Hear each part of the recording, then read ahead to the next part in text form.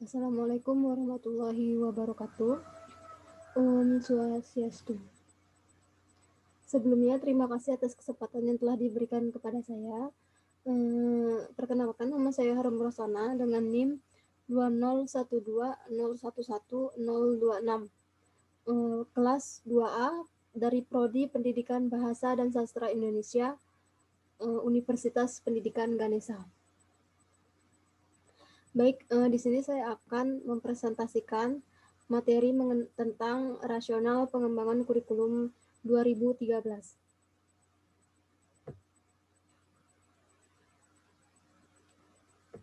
Baik, rasional pengembangan kurikulum 2013. Pengembangan kurikulum perlu dilakukan karena adanya berbagai tantangan yang dihadapi, baik tantangan internal maupun tantangan eksternal. Yang pertama di sini ada tantangan internal. Tantangan internal antara lain terkait dengan kondisi pendidikan yang dikaitkan dengan tuntutan pendidikan yang mengacu kepada 8 standar nasional pendidikan yang meliputi standar pengelolaan, standar biaya, standar sarana prasarana, standar pendidik dan tenaga kependidikan, standar isi, standar proses, standar penilaian, dan standar kompetensi kelulusan. Tantangan internal lainnya terkait dengan faktor pengembangan penduduk Indonesia dilihat dari pertumbuhan penduduk usia produktif. Yang kedua ada tantangan eksternal.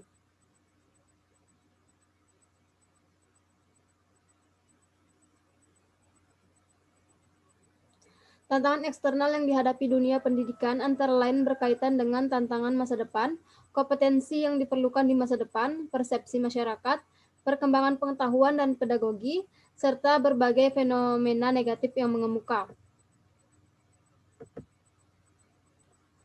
Yang ketiga ada penyempurnaan pola pikir. Pendidikan yang sesuai dengan kebutuhan masa depan hanya akan dapat terwujud apabila terjadi pergeseran atau perubahan pola pikir. Pergeseran itu meliputi proses pembelajaran sebagai berikut. Yang pertama, dari berpusat pada guru menuju berpusat pada siswa. Yang kedua, dari satu arah menuju interaktif. Yang ketiga, dari isolasi menuju lingkungan jejaring. Yang keempat, dari pasif menuju aktif menyelidiki. Yang kelima, dari maya atau abstrak menuju konteks dunia nyata. Yang keenam, dari pembelajaran pribadi menuju pembelajaran berbasis tim. Yang ketujuh, dari luas menuju perilaku khas memberdayakan kaidah keterikatan. Yang kedelapan, dari stimulasi rasa tunggal menuju stimulasi ke segala penjuru. Yang kesembilan, dari alat tunggal menuju alat multimedia. Yang kesepuluh, dari hubungan satu arah bergeser menuju kooperatif.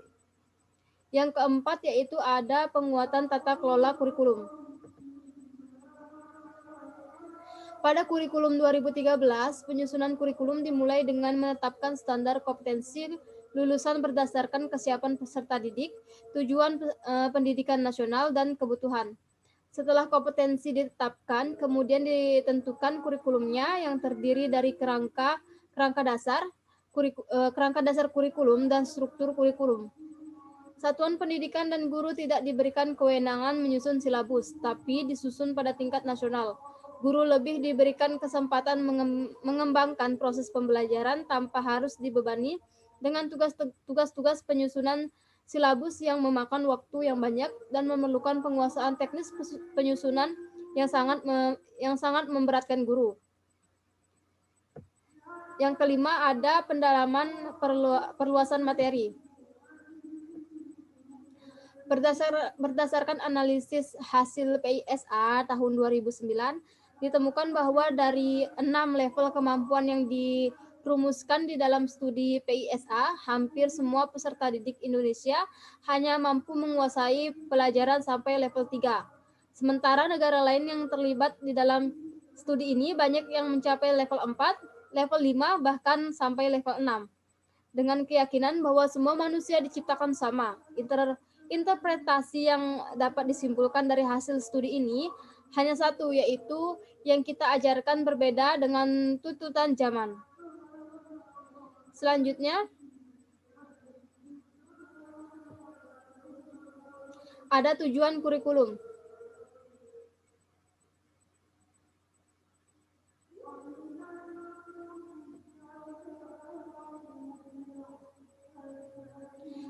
pendidikan nasional sebagaimana telah dirumuskan dalam Undang-Undang Nomor 20 Tahun 2003 adalah untuk berkembangnya potensi peserta didik agar menjadi manusia yang beriman dan bertakwa kepada Tuhan Yang Maha Esa, berakhlak mulia, sehat, berilmu, cakap, kreatif, mandiri, dan menjadi warga negara yang demokratis serta bertanggung jawab. Secara singkatnya, undang-undang tersebut berharap pendidikan dapat membuat peserta didik menjadi kompeten dalam bidangnya, di mana kompeten tersebut sejalan dengan tujuan pendidikan nasional yang telah disampaikan di atas, yaitu harus mencakup kompetensi dalam ranah sikap, pengetahuan, dan keterampilan sebagaimana yang dijelaskan dalam penjelasan pasal 35 undang-undang tersebut. Sejalan dengan arahan undang-undang tersebut, telah pula ditetapkan visi pendidikan tahun 2025, yaitu menciptakan insan Indonesia yang cerdas dan kompetitif. Cerdas yang dimaksud di sini adalah cerdas komprehensif, yaitu cerdas spiritual dan cerdas sosial atau emosional dalam ranah sikap, cerdas intelektual dalam ranah pengetahuan, serta cerdas kinestesis dalam ranah keterampilan. Dengan demikian, kurikulum tahun 2013 adalah kurikulum yang dirancang dengan tujuan untuk mempersiapkan insan Indonesia supaya memiliki kemampuan hidup sebagai pribadi dan warga negara yang beriman, produktif, kreatif, inovatif, dan efektif, serta mampu berkontribusi pada kehidupan masyarakat, berbangsa, bernegara, dan pada peradaban dunia. Kurikulum adalah instrumen pendidikan untuk dapat membawa insan Indonesia memiliki kompetensi sikap, pengetahuan, dan keterampilan hingga dapat menjadi pribadi dan warga negara Indonesia yang produktif, kreatif, inovatif, dan efektif. Selanjutnya, ada kerangka dasar kurikulum. Kerangka dasar adalah pedoman yang digunakan untuk mengembangkan dokumen kurikulum, implementasi kurikulum, dan evaluasi kurikulum. Kerangka dasar juga digunakan sebagai pedoman untuk mengembangkan kurikulum tingkat nasional, daerah, dan KTSP. Selanjutnya ada landasan kurikulum 2013. Yang di sini pertama ada landasan yuridis. Landasan yuridis kurikulum adalah Pancasila dan Undang-Undang Dasar tahun 1945, Undang-Undang Nomor 20 tahun 2003 tentang Sistem Pendidikan Nasional, Peraturan Pemerintah Nomor 19 tahun 2005 tentang Standar Nasional Pendidikan, dan Peraturan Menteri Pendidikan Nasional Nomor 23 tahun 2006 tentang Standar Kompetensi Lulusan, dan Peraturan Menteri Pendidikan Nasional Nomor 22 tahun 2006 tentang Standar Isi. Lebih lanjut, pengembangan kurikulum 2013 diamanatkan oleh Rencana Pendidikan Menengah Nasional atau RJPMN, yang dimana landasan yuridis ini mengembangkan kurikulum tahun 2013 lainnya adalah Instruksi Presiden Republik Indonesia tahun 2010 tentang pendidikan karakter, pembelajaran aktif, dan pendidikan kewirausahaan. Selanjutnya ada landasan filosofis. Secara singkat, kurikulum adalah untuk membangun kehidupan masa kini dan masa yang akan datang, yang dikembangkan dari warisan nilai dan prestasi bangsa yang ada di masa lalu, serta kemudian diwariskan dan dikembangkan untuk kehidupan yang akan datang. Ketiga dimensi kehidupan bangsa, masa lalu, masa sekarang, dan masa yang akan datang, menjadi landasan filosofis pengembangan kurikulum.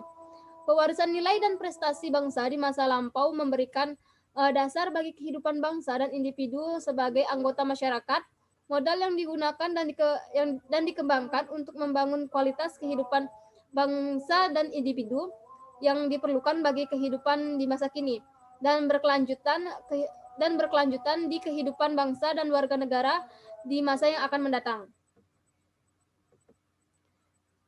Selanjutnya ada landasan empiris. Landasan empiris pada saat ini di perekonomian Indonesia terus tumbuh di tengah bayang-bayang resesi dunia.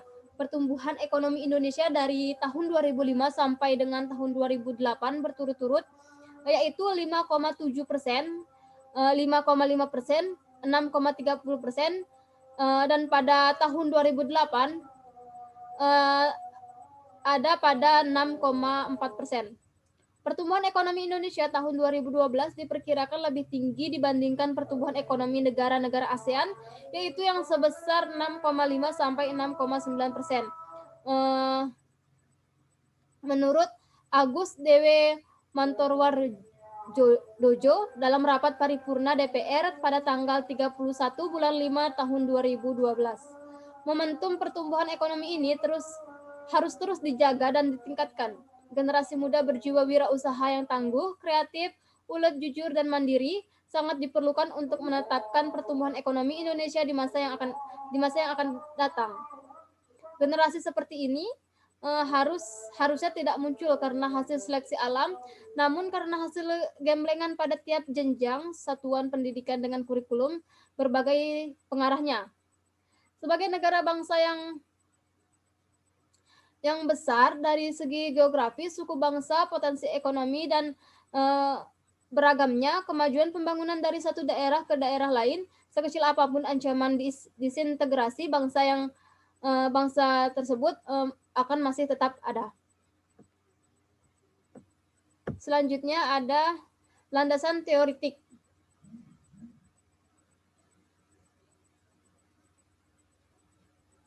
Kurikulum tahun 2013 dikembangkan atas dasar teori pendidikan berdasarkan standar dan teori kurikulum berbasis kompetensi. Pendidikan berdasarkan standar adalah pendidikan yang menetapkan standar nasional sebagai kualitas minimal keluarga negara untuk suatu jenjang pendidikan. Standar bukan kurikulum, dan kurikulum dikembangkan agar peserta didik mampu mencapai kualitas standar nasional atau yang berada di atasnya. Standar kualitas nasional dinyatakan sebagai standar kompetensi lulusan. Standar kompetensi lulusan mencakup sikap, pengetahuan, dan keterampilan. Standar kompetensi lulusan dikembangkan menjadi standar kompetensi lulusan satuan pendidikan, yaitu SKL, SD atau MI, SMP atau MTS, SMA atau MA, dan SMK atau MK. Selanjutnya ada proses pembelajaran. Proses pembelajaran kurikulum tahun 2013 terdiri atas yang pertama ada pembelajaran intrakurikuler dan pembelajaran ekstrakurikuler. Yang pertama yaitu pembelajaran intrakurikuler didasarkan pada prinsip berikut. Yang pertama ada proses pembelajaran intrakurikuler dalam proses pembelajaran yang berkenaan dengan mata pelajaran dan struktur kurikulum dan dilakukan di kelas, sekolah, dan di masyarakat. Yang kedua yaitu proses pembelajaran di SD atau MI berdasarkan tema, sedangkan di MTS atau SMP, di SMA atau MA, dan SMK atau MAK berdasarkan rencana pelaksanaan pembelajaran yang dikembangkan oleh guru.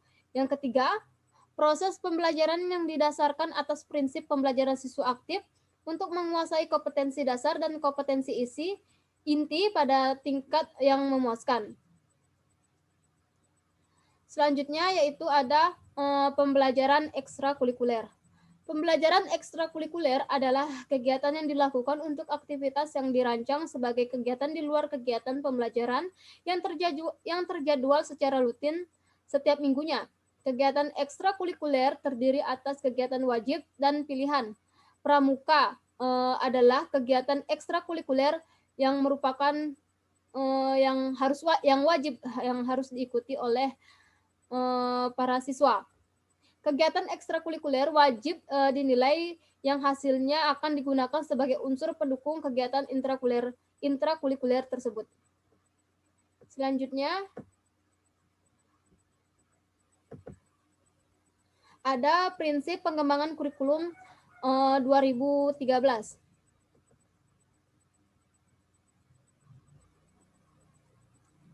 Pengembangan kurikulum didasarkan pada prinsip-prinsip sebagai berikut. Yang pertama ada kurikulum bukan hanya merupakan sekumpulan daftar mata pelajaran karena mata pelajaran hanya merupakan sumber materi pembelajaran untuk mencapai kompetensi. Yang kedua, kurikulum didasarkan pada standar kompetensi lulusan yang ditetapkan untuk satu satuan pendidikan, jenjang pendidikan, dan program pendidikan. Sesuai dengan kebijakan pemerintah mengenai wajib belajar 12 tahun, maka standar kompetensi lulusan yang menjadi dasar pengembangan kurikulum adalah kemampuan yang harus dimiliki peserta didik setelah mengikuti proses pendidikan selama 12 tahun. Selanjutnya ada struktur kurikulum.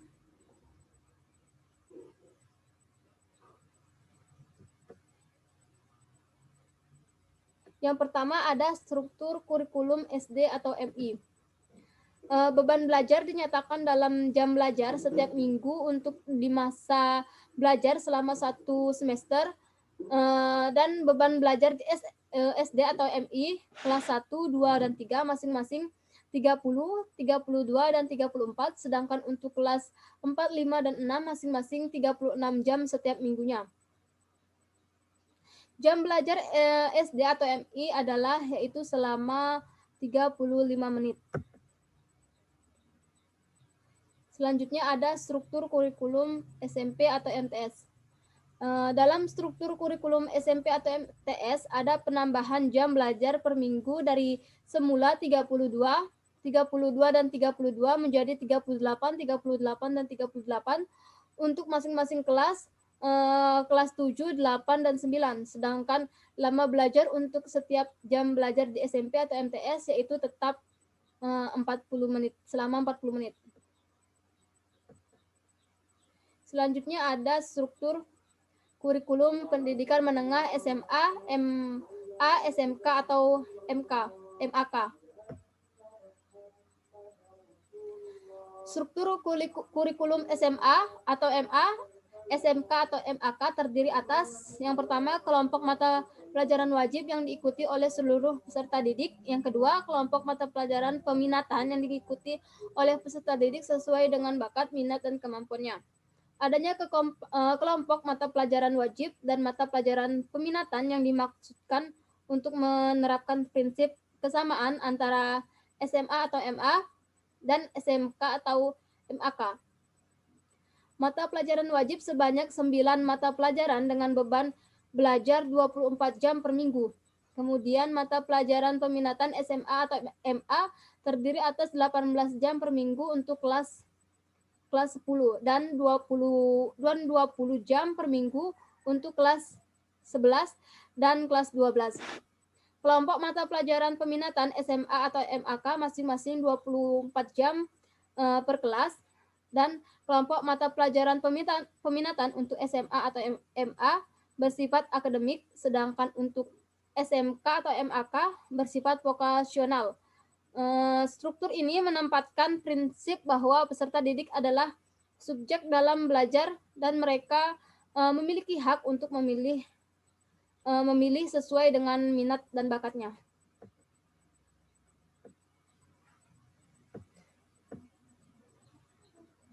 Selanjutnya ada implementasi dan evaluasi kurikulum.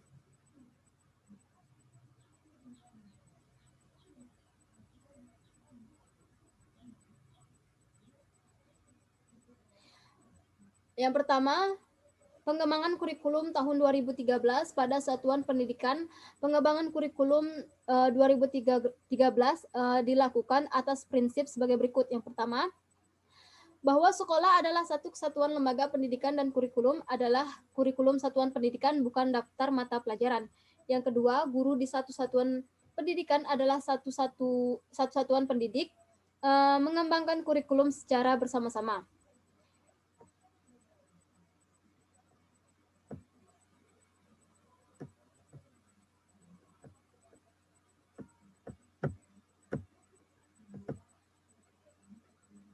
Selanjutnya ada manajemen implementasi.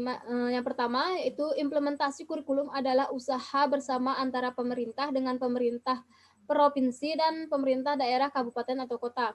Yang kedua, pemerintah bertanggung jawab dalam mempersiapkan guru dan kepala sekolah untuk melaksanakan kurikulum.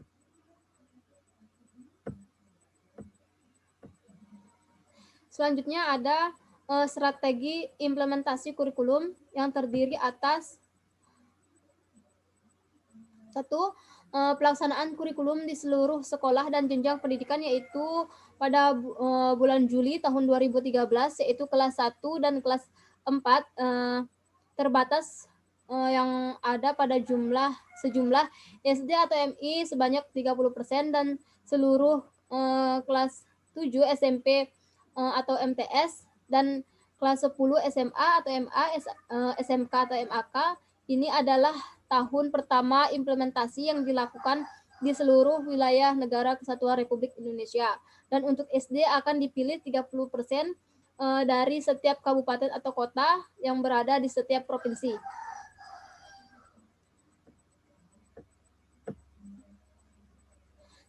Selanjutnya ada evaluasi kurikulum.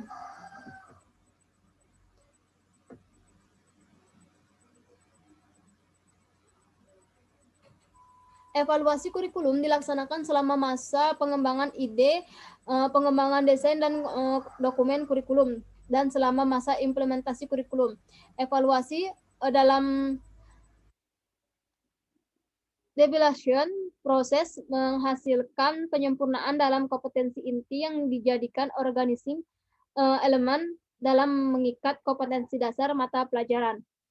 Pelaksanaan evaluasi implementasi kurikulum dilaksanakan sebagai berikut. Yang pertama, sampai tahun pelajaran 2015-2016, yaitu untuk memperbaiki berbagai kesulitan pelaksanaan kurikulum. Yang kedua, sampai tahun pelajaran 2016 secara menyeluruh untuk menentukan efektivitas, kelayakan, kekuatan, dan kelemahan implementasi kurikulum.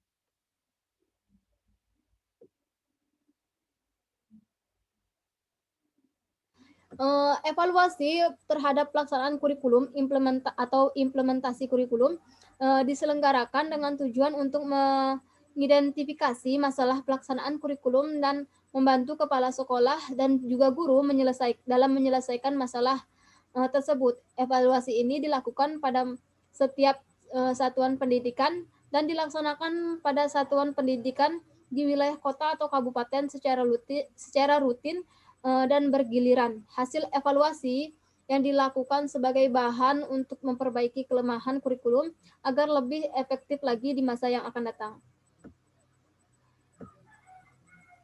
Selanjutnya ada pelaksanaan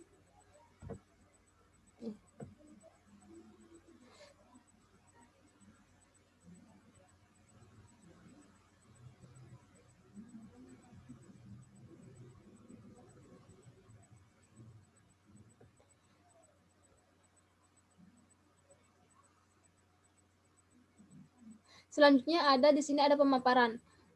Instruktur menyampaikan materi atau elemen perubahan kurikulum yang mencakup 4 standar tematik terpadu untuk SD kelas 1 dan 4. TIK merupakan sarana pembelajaran yang dipergunakan sebagai media pembelajaran mata pelajaran lain. Perubahan pendekatan pembelajaran yaitu bahasa sebagai alat komunikasi, dan Career of Knowledge, penetapan platform untuk mata pelajaran tertentu seperti geografi untuk IPS, biologi untuk IPA dengan menggunakan PPT 1.2.